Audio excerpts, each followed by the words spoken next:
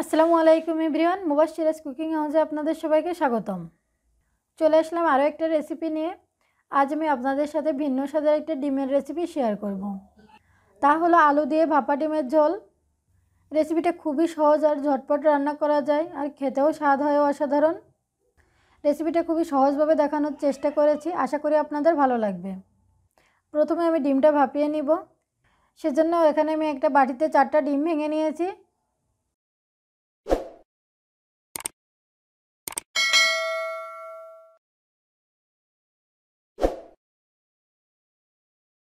এখন ডিমের মধ্যে দিয়ে দিচ্ছি পেঁয়াজ কুচি, কাঁচামরিচ কুচি আর সামান্য লবণ। এবার একটা কাঁটা চামচের সাহায্যে ডিমটা ভালো করে ফেটে নিব। আপনারা কাজটা হ্যান্ড উইস্কের সাহায্যেও করতে পারেন। আমি ডিমটা ভালো করে ফেটে নিয়েছি। এখানে আমি অন্য একটা বাটিতে কিছুটা তেল মাখিয়ে নিয়েছি। এখন ডিমটা এই বাটিতে ঢেলে নিচ্ছি। এদিকে একটা হাঁড়িতে আমি পানি বসিয়ে দিয়েছি। পানির মধ্যে একটা স্ট্যান্ড দিয়ে দিয়েছি। এখন ডিমের বাটিটা পানির মধ্যে বসিয়ে দিচ্ছি। এবার একটা ঢাকনা দিয়ে ডিমটা সেদ্ধ করে নিব। ডিম ভাপে বসিয়ে দিয়েছি। এখন দেখে নিই ডিম রান্নার জন্য আমি আর কী কী উপকরণ নিয়েছি।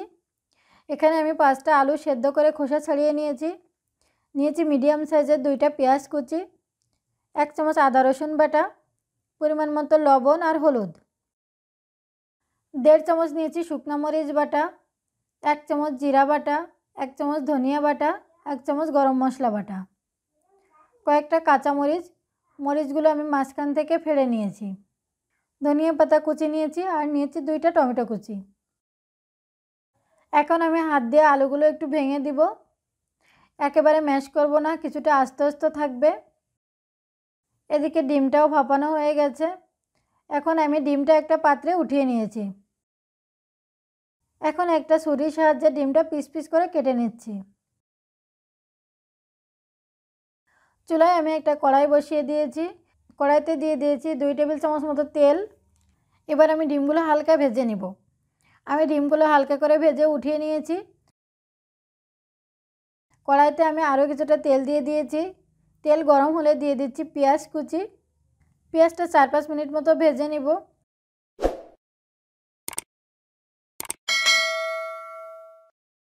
পেঁয়াজ কিছুটা লালচে হয়ে আসলে দিয়ে দিচ্ছি আদা রসুন বাটা।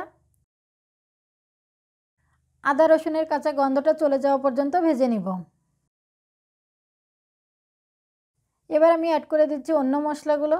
দিয়ে দিচ্ছি শুকনো মরিচ বাটা, জিরা ধনিয়া বাটা আর গরম মশলা বাটা।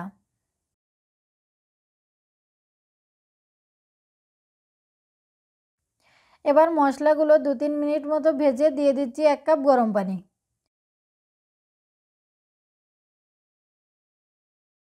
আর দিয়ে দিচ্ছি টমেটো কুচি, লবণ আর হলুদ। সব কিছু একটু মিশিয়ে দিব। এবার একটা ঢাকনা দিয়ে মশলাটা ভালো করে কষিয়ে নিতে হবে। আমি মশলাটা ভালো করে কষিয়ে নিয়েছি। মশলা থেকে তেল উপরে উঠে এসেছে আর টমেটোগুলোও ভালো করে গলে গেছে। এ পর্যায়ে আমি মশলার সাথে দিয়ে দিচ্ছি সেদ্ধ করে রাখা আলুগুলো। এবার আলুটাও মশলার সাথে ভালো করে কষিয়ে নিব 4-5 মিনিট মতো। আমি আলুটাও সুন্দর মতো কষিয়ে নিয়েছি। এখন দিয়ে দিচ্ছি 2 কাপ গরম পানি।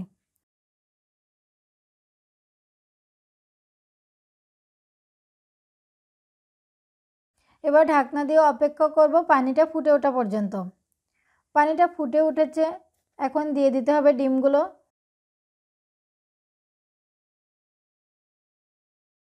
আমি ডিমগুলো দিয়ে দিয়েছি আর দিয়ে দিচ্ছি কয়েকটা কাঁচামরিচ।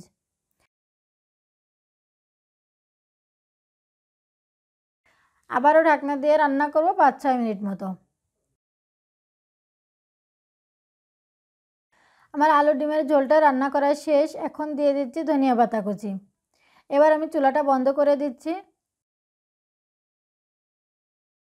ডিম আলুর এই রেসিপিটা রান্না করা যেমন সহজ, খেতেও মাশাআল্লাহ দারুণ লাগে।